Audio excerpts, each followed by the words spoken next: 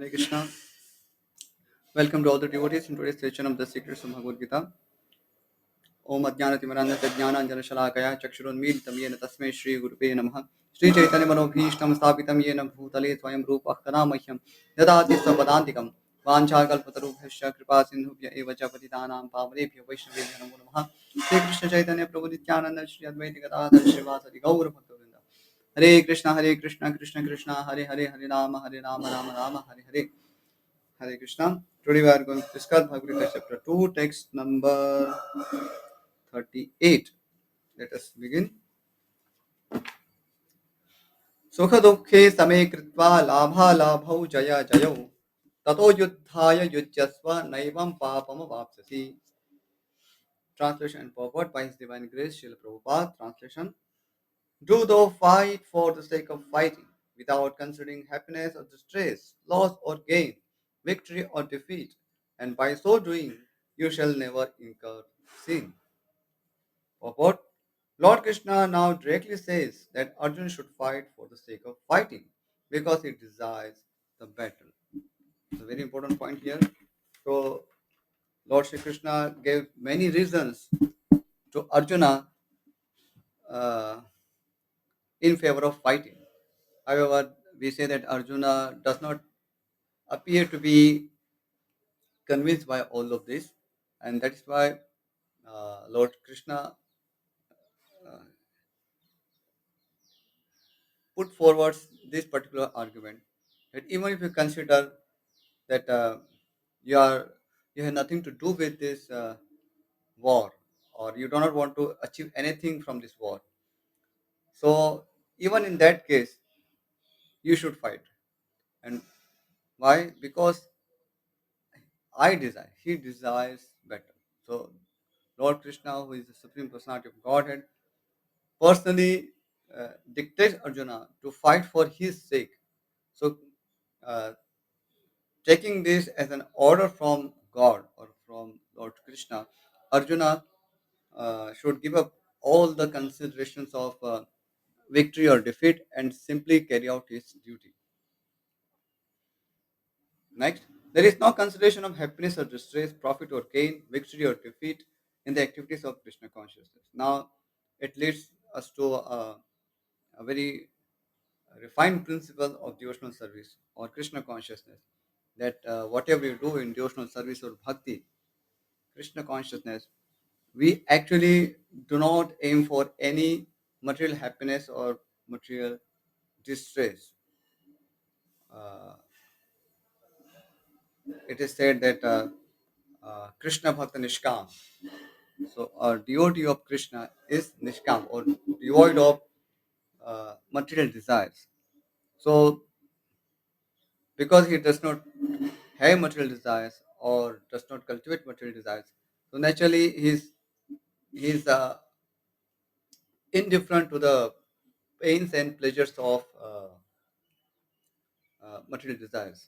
Because generally when we our material desires get fulfilled, we feel happiness, and when we get frustrated in our material desires, uh, at that time we feel pain. But uh, when we don't have material desires, then there is no question of feeling pains and pleasures uh, due to any material desires around us. So it's uh, for an example, uh, kids, they like to play with dolls. So now it may be very surprising for elders to see how kids uh, get absorbed in playing with dolls. So this is something uh,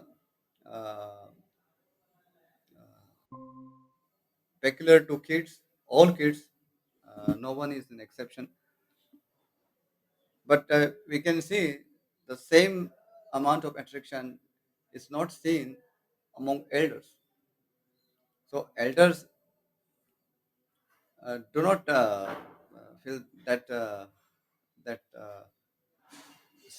that urge to play with dolls, whereas kids, they can't uh, live without dolls or toys, any sorts of toys. So because uh, kids are attached to toys, so when they get toys, they get happy, and when someone takes uh, their toys away from them, then they cry, scream, and do all sorts of mischievous activities. But uh, for elders, it does not really matter whether they have toys or they don't have it, because they are not interested in toys. So when we are not interested in toys, then it does not really matter whether we get toys or we lose toys. So it's a very simple example just to understand this principle, that because of devotee in Krishna consciousness or on pure devotional path, he does not cultivate material desires. He may be struggling with material desires. He might be having the influence of his past material desires, or impressions of his past deeds on his consciousness. However, he does not uh, promote those material desires. For example, a devotee may be suffering from lust, anger, uh, or he may feel uh, attracted to some uh, achieving something. Because of the past habits, he may have such natural attraction. For example, let's say cricket. So whenever there is some match going on, his attention may uh, go towards that. So what does that indicate? It means there is some leftover of attachment uh, within the subconscious mind of the devotee. However, a devotee understand that this uh, attraction, it is not conducive for his Krishna consciousness, and he actually is he wants to avoid that attraction. So the point is that uh, a practicing devotee in Krishna consciousness might have those leftover impressions from the past habits, but they do not cultivate material desires. And because they do not cultivate material desires, uh, we can say that they don't have material desires. And because of that, they actually do not care for happiness or distress of this material world. So what do? So they try their best to serve Krishna, please Krishna and his devotees. So that is the uh, platform of pure devotional service, uh, yeah, or in a person in Krishna consciousness. And because Arjuna is a devoted disciple of Lord Krishna, we see that in the beginning, Arjuna surrenders himself to Lord Krishna. Shishyasteham shadimam tvam prapannam.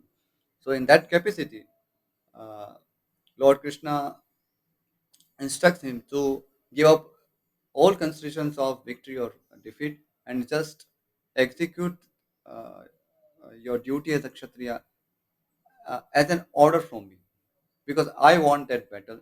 So just you execute uh, that duty, uh, and whether you like it or not. So that is the idea here.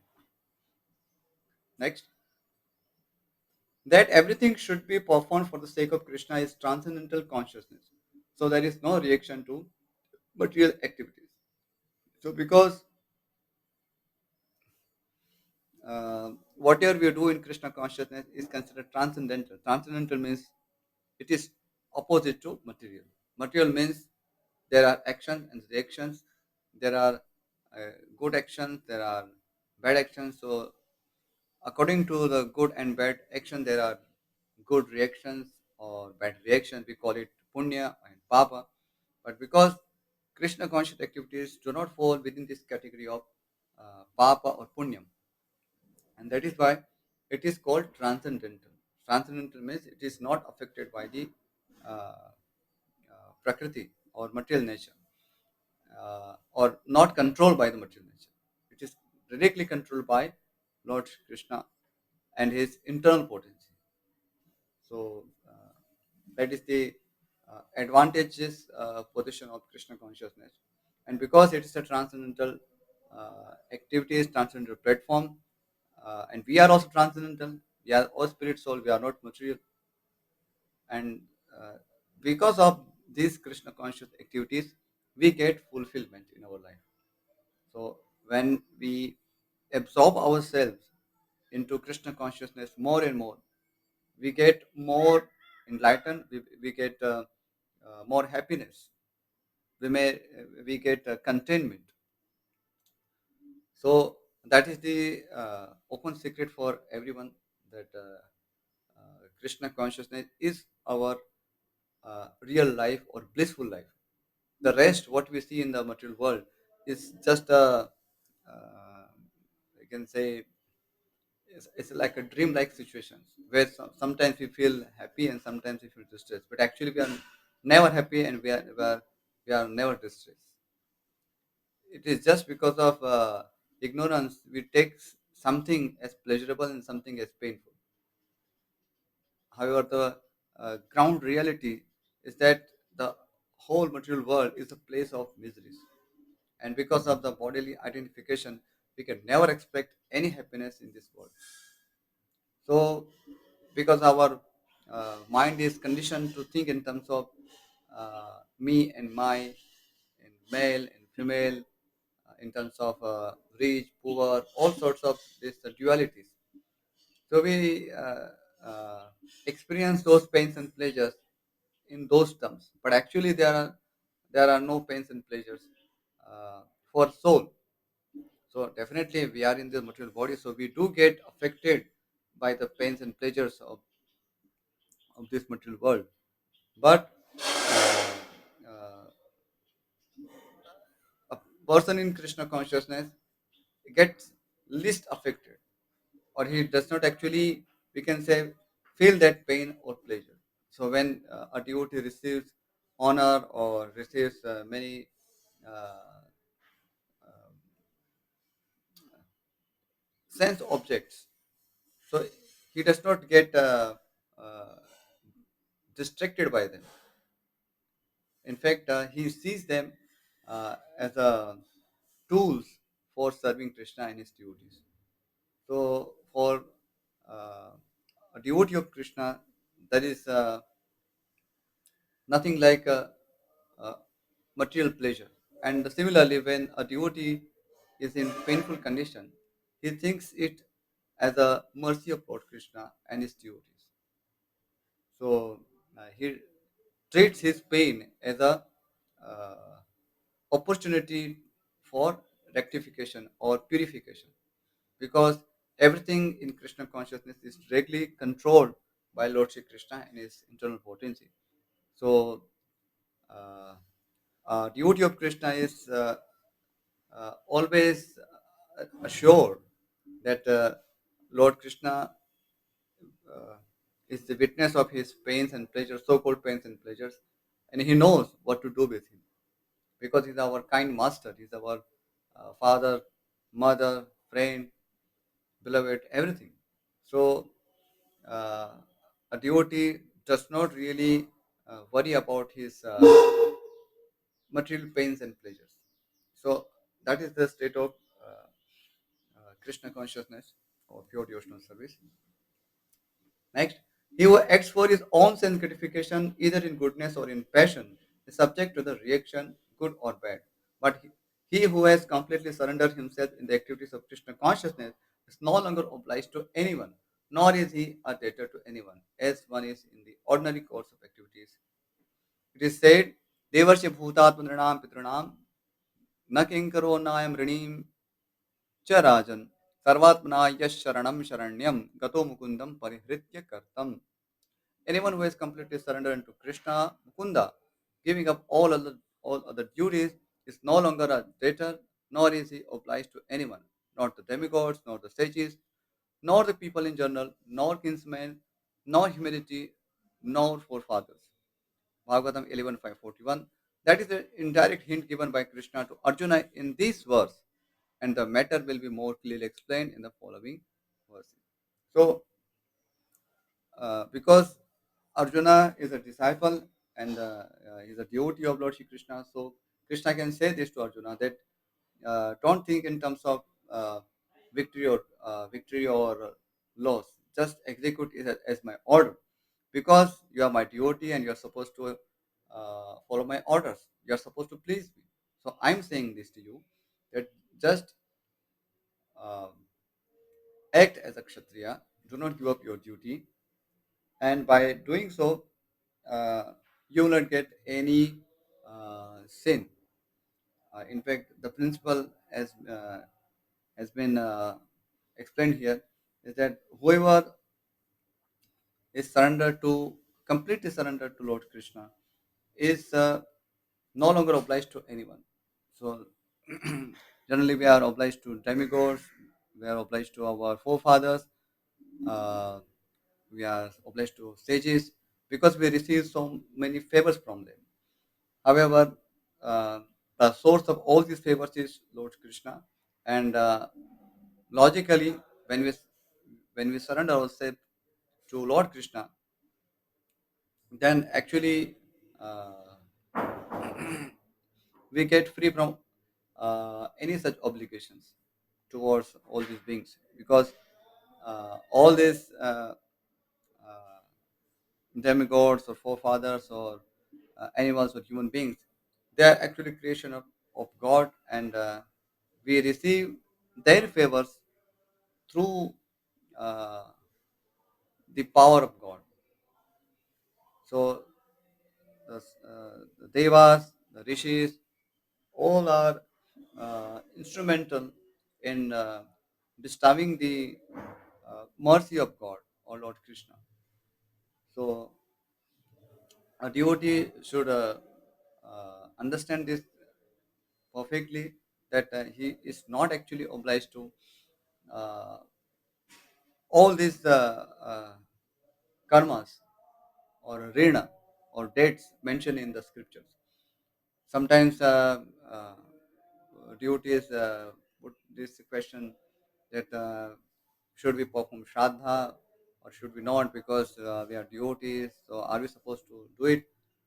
So actually we are not obliged to do it, but as a social convention we may do so, just to uh, please Lord Shri Krishna and his devotees. We can invite devotees, and we can offer them Krishna Prasadam, and we can offer the same Krishna Prasadam to our forefathers.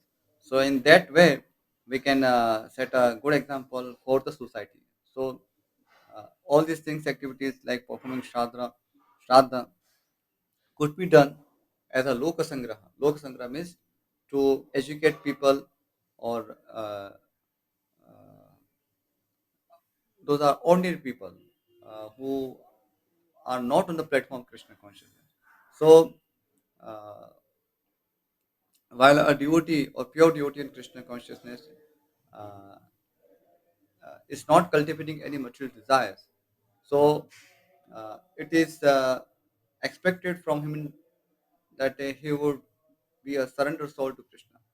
However, if you think about the general people, they are having material desires and they want to fulfill their material desires. So for them, these traits mentioned to forefathers and demigods, human beings, etc., are applicable, and uh, they should try to please them by the methods mentioned in the Shastra, like Shraddha or some Devi Tarpan, and by giving charity, all these things. And also, devotee, when it is said that it's not obliged to demigods, forefathers, etc., that does not mean that he is indifferent to them. So he shows proper respect to them. When we go to any uh, demigod temple, we do offer our respects, due respect to those devas. It's not that we disrespect them or think that oh they are Maya. No, they are also servants of Krishna. So we respect them, but we do not elaborately worship them. So while offering some garland or offering Krishna prasadam to those demigods, it's also it's within the scope of Krishna consciousness. But we uh, do not get absorbed in the detailed worship of the demigods. And similarly, our forefathers, we do feel uh, grateful for their favors because through their mercy, through their agency, we have received this body which we are engaging in Krishna's service. So we are indebted to them, or we feel indebted to them, and we try to benefit them by offering them Krishna prasadam from time to time, and by seriously engaging in Krishna consciousness, we indirectly benefit them. So whatever we do in Krishna consciousness, that will be shared by uh, all the living entities mentioned here, all the devas, rishis, human beings, animals, because we are not living in island. Whatever you do, we do with the help of so many things. So just think, if there is no air, how can we breathe? How can we do japa? Can we do chanting if there is no air? So we are receiving favor from Vayu. Then similarly, like this body is an earth element, there is fire element. If there is stomach is upset, fire is not there, then we won't be able to serve Hari Guru Vaishnavas. And similarly, we do get help from our family members. So they are, somebody is cooking, somebody is cleaning, somebody is serving prasadam in so many ways. Somebody is giving advice. So a devotee uh, of Krishna is a gentleman, and he does uh, recognize all these favors from all these living entities, and he tries to benefit them by uh, practicing Krishna consciousness himself, and uh, sharing his Krishna consciousness with all the living entities. So that is the uh, conclusion of this particular verse. And because Arjuna is a devotee of Krishna, hence he has been asked by Lord Krishna to act on the platform of Krishna consciousness, uh, giving any considerations of uh, victory or loss. Let's see what Krishna Chakravarti Thakur says. तस्मात् तव सर्वथा युद्धमेव धर्मस् तदपि यद इमं पाप कारणम आशंकसे तर्हि मत्तः पाप अनुत्पत्ति प्रकारकम शिक्षित्वा युद्धस्व इति आह. So if Arjuna thinks that no, but I see sin in this war. However, Lord Krishna advises him that fighting uh, for a dharma yuddha or religious war is your duty, and you should not be worried about sin. But if you, even if you do so, then take it from me that I am instructing you to fight. So at least uh, if you are receiving order from me, then you should not be worried about such sin. So you are not doing on your own decision. You are doing it on my behalf. So you will not get sin.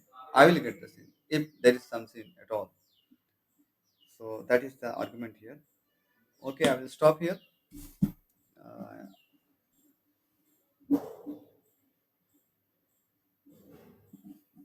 I won't be able to take any question right now because I have to go somewhere. Okay, we will stop. वाञ्छाकल्पतरुभ्यश्च कृपा सिन्धुभ्यः एव च पतितानां पावनेभ्यो वैष्णवेभ्यो नमो नमः. श्रीमद् भगवद्गीता की जय. श्रील प्रभुपाद की जय. Hare Krishna. Thank you everyone for joining the class. Hare Krishna.